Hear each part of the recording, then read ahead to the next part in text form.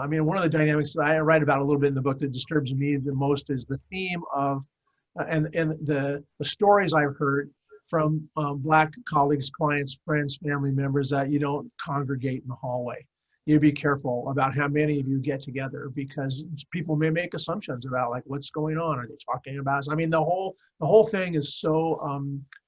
I mean, to me, it's like past insidious. You know, it closes in on evil, because the nature of racism and bias, to the degree that it's baked unconsciously into it, is this for many, at least in the larger frame, is that Black people represent risk to us. And so the idea of three people, Black people, being conscious about whether they make too much noise in the cafeteria or any of those calculations are, to me, really point at the work that we need to do as white people with each other. So my first point is, we need to take responsibility for our learning about our own culture, our own whiteness, and in this case, in the context of this conversation, the expression of Black culture, the way that individuals who are part of Black culture utterly differ from each other. You know, one of the reasons it's not a conspiracy, because y'all are so diverse that, you know, it's almost ridiculous to talk about any race as soon as you say it out loud. You can say Black people, I'm sorry, you know, it's like, y'all don't agree with each other a lot of the times, because everybody's individuals. It's certainly true for every culture, right? Yeah, but it's true for everyone. My learning has been, because of the way I came into this work young in my life, and it's been an opportunity and a tremendous kind of vector for growth and change and transformation in my own life, to try and understand and be part of, in my own way, the mix of way cultures can be together, is that when I, as a white person, show the respect, and that I'm doing my learning, I've been at the receiving end of just massive, forgiveness of stupid remarks, wondering if I could possibly be an ally, because, like, look at me. And I think any association at an unconscious level for those of us who are white about Black as risk, it needs to be attended to right in the very moment, because that's the work. We can't necessarily control for that sense of it. If a Black man walks across our car, are we closing the locks? I mean, there's 1,000 million, so many representations of this element of our own learning. I think in addition to that personal responsibility part, we need to be two things. We need to respectfully, in a carefully way, learn with and from people who identify as other than us, and certainly from people who identify as Black. And I say careful in terms of full of care, because if every Black person in an organization now is like the new best friend to all the white people, because all the white people are eager to develop their point of view, from what I hear, y'all are already exhausted. So yeah. That's going to make it worse instead of better. So I think us being respectful, doing our own learning, there's certainly there's so much about amplifying Black voices, decentering, stepping back from the mic. So many ways that we can establish our own learning patterns. And I would say the way to do that I found it to be almost magic, is that when we as white people do it with each other. And there's nothing more intriguing to me and some of my white male colleagues in the work than to get a group of white guys in a room and say, let's talk about race. And still, I mean, after all these years, you'll get into a conversation and someone will invariably say, in a group of 8 or 10, this is the first time I've ever had a conversation just with white guys. Mm-hmm. So as unimaginable as that may be for other people, we need to take personal responsibility for what's going on inside of us and between us. We need to become students and build relationships of trust and accountability with people who identify differently. And we must do this work with each other. That's inside our gender and race groups. For those of us who are white and male, we have peer work to do, because so many of us are in leadership jobs and have so much position and power. And everything I hear from, and you can speak to this, from women of color, is that white women often don't know they're white either. Yeah. So the work that white men and white women need to do together, I think, is another big part of this. I don't know. I got lots to say, obviously, because I'm talkative and I've been white my whole life and working on this stuff. Yeah. What would you like white people to do and not do? What would be useful and what might not? Well, I'll tell you what I've been telling white folks I've been talking to, especially within the last 6 months, when it comes to this. I yes, yes, we are in many ways exhausted. We are exhausted, but here's the thing, our exhaustion didn't set in 6 months ago. We've been exhausted Right. for 400 years. Okay. And one of the things that I appreciate is being able to now do this work without having to spend so much time convincing people of how important it is. That was one of the things that really added in again, considerable ways to the exhaustion. I've been doing this for over 20 years and I can't tell you how many times I heard, oh, racism isn't still a problem. It's not an issue. You all are just too sensitive. You all need to, give it up, let it go. If you haven't made it to where you want to be, it's because you haven't pulled yourself up by your own bootstraps, however ridiculous that is, because we know that you have to have boots in order to use bootstraps, right? But even then, I can't pull myself up if I've got boots and straps if you have your foot on my neck, right? If you got your foot on my neck because of the systems that you put in place to prevent me from, no matter how hard I work, from being able to get to where I need to be. Again, that's a ludicrous expectation that, again, assigns the blame to me and not to those who are in power and who are intentionally trying to hold us back. So, my response, especially in the midst of all of everything that's going on, from George Floyd to Breonna Taylor to Ahmaud Arbery to Sandra Bland, Eric Garner, so many folks. I think that it's been difficult for us because, of course, with the pandemic hitting and COVID taking over as it has, that's the reality of what we're living in and living through right now.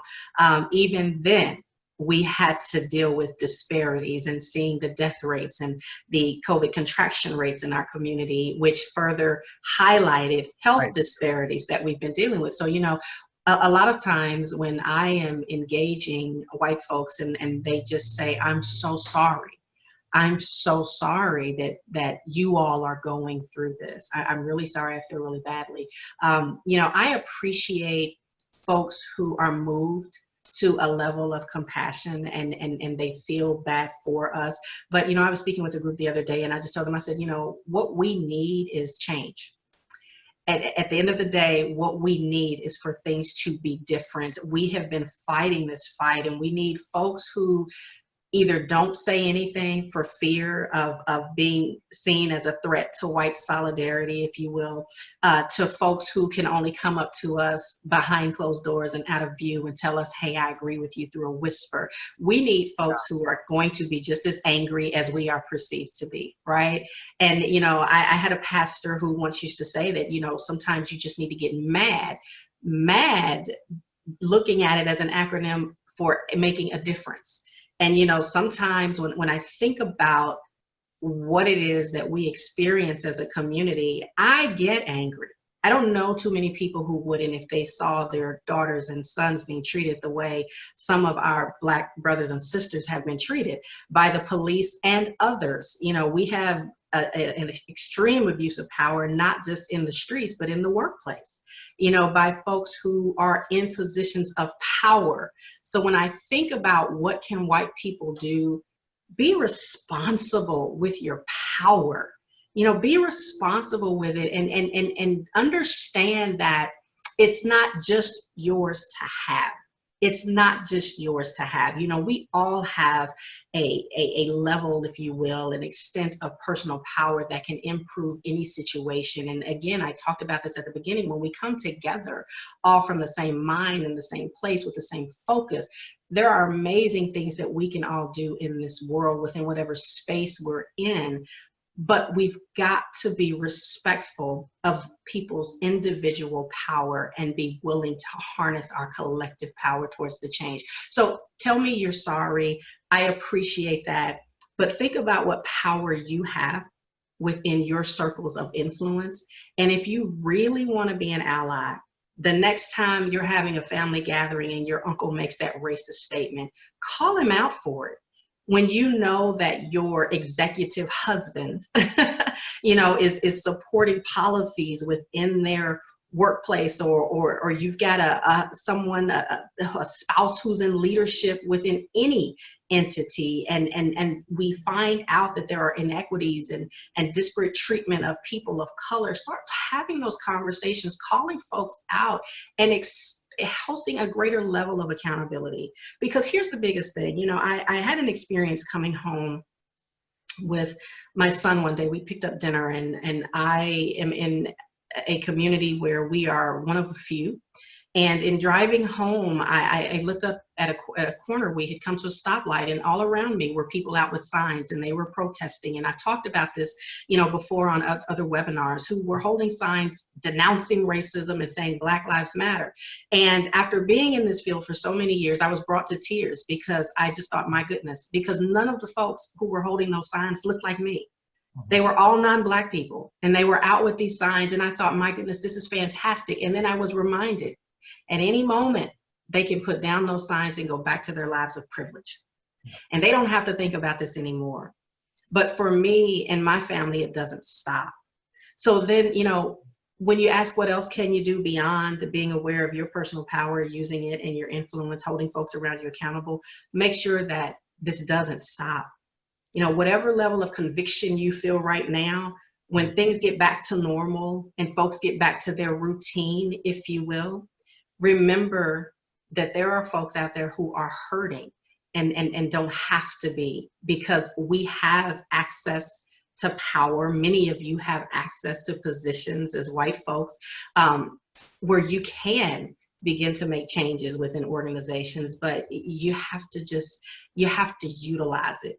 And, I see so many folks who are afraid to. They're afraid to. So if there's a question that I wanted to ask you with regard to that, where does that fear come from? Because for us, as a Black woman, the fear that I live under every day, fear of, of what might happen to my husband or my son, to my sister friends, to women in my family, because of anyone at any moment deciding that their life is no longer valid, or someone wants to abuse their power, whether it's out in the community or in the workplace. That's a fear that we can't always put to words. We can't always put to words. And I just wonder, where does the fear come from for white folks who do have access to the power and the position that can lead to the systemic and institutional changes that we need when it comes to racism? Where's that fear come from, Jeff? Yeah, it's that was so powerful. One of the things that I've pondered about and observed for many years is that inside the experience of whiteness and the degree to which we as white people are willing to reflect on it and talk about it, which I totally agree is a very steep and wonderful learning climb right now, is that we don't wake up in the morning. Part of the architecture of privilege and advantage is that we don't wake up in the morning fashioning ourselves as powerful people. We're human like everyone else. So we know what happens, between the time we wake up and the time we leave the house in terms of us trying to make ourselves presentable when we used to leave the house, right? Yeah. Many white male executives are utterly aware of their vulnerabilities, their mistakes, their shortcomings, the crazy stuff that crosses their brain that they're glad they didn't say or they wish they hadn't. The kind of the sheer fact of us all being human is so ever present in the experience that you can not only have the appearance of having a lot of position of power, but you actually have it. And many of the white male executives I advise and work with most closely are kind of constantly surprised at how people respond to them, because they know who they are. And they're often, one of the strange features of leadership work, and the bigger your title, the more this happens, is that people begin to defer or making calculations about, is this going to be good or bad for my career? Or is it going to be good or bad for my budget? Or and that kind of goes with the territory. And the more senior role you have, the more acute that gets. And all of that kind of So whiteness, and I know this is hard to imagine for anybody who's not white, but whiteness like comes as a surprise. It's like, yeah, I guess I am white, because we have not had to metabolize our sense of self in this world, and not that none of us have. I don't want to overspeak. Many of us have not developed a deeply held point of view and lived experience around the impact and implications of the color of our skin. I think that's a fair statement. So when we now see a data-driven approach to leadership development, where we say, we only had 6 women of color at this grade and above, and when one of them leaves, the chart shows a 17% drop, which always merits attention. It's like, wow, 17%. It's missing completely the point. You only had 6. So the issue is not the 17%. The issue is something else. Yeah. So there's a level of there's a price that we are just now starting to pay, and I'm glad we are, but it's hard. I know we're probably not going to get much sympathy for it, but it's hard for us because it's about the change that is necessary. It's about us recognizing that we have not been attending. We have not seen so many senior leaders in early June when they were doing their town halls and hearing now the experience of Black employees and customers and friends and direct reports like they'd never heard before. So many, and I'm just going to, it's not true for me personally, but I'm going to generalize it, be representational. For us, inside, it was like, what the hell, I didn't know. Right. And so the fear, I think, is evolving, and I think it's in the right direction. And the fear is from is like, Black people are at risk. I'm afraid of race. I don't want to talk about it. It's about them. It's not business relevant. It's not significant to us growing revenue or whatever. And the shift, or so they thought. Yeah, or that. Well, that was the lack. That was the disengagement. Yeah. It was the disengagement talking, right? Right. So I know that was true, but but the fear was kind of organized like, I'm not sure what that is, but I don't think it has anything to do with me. Now the fear is, the arc is, I realized that was wrong. And I realized that I have to come at this authentically and humbly, which doesn't necessarily come along very well for many of us as white male executives either. Humility and senior leadership also don't necessarily go together very well for a variety of reasons. It's not just a personal flaw. You have to have confidence to get up in the morning and be an executive. And the fear is, I don't want to make a mistake. I'm already under the spotlight. I'm dealing with COVID. I'm dealing with business challenges. I'm dealing with supply chain disruptions. I had a CEO list out like 8 major giant things in which racial justice and diversity inclusion was among the foremost. So I think the fear now is I don't have a point of view and I'm being held accountable for having one. And you can't develop a point of view. You can't manufacture it, right? Yeah. You have to grow it. And that means that you do some of the things we've been talking about. You become accountable. You make promises and you keep them. You have to engage in a kind of learning you've not done before and you're not confident in, all the while under the hot spotlight. And that's fearsome. That for white leaders, not just white men, but white women as well. It's like, I didn't know, and now I realize everyone knows I didn't know.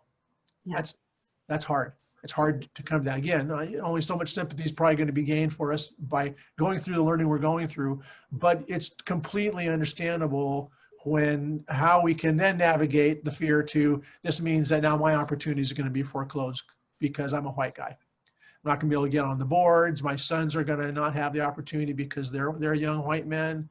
And when that fear manifests quietly or out loud on a chat or in a room, the solution is not to throw data at us and say, I don't know, if I say, it must be a great time to be a Black woman in tech because they're getting all the jobs, no data to show that's true.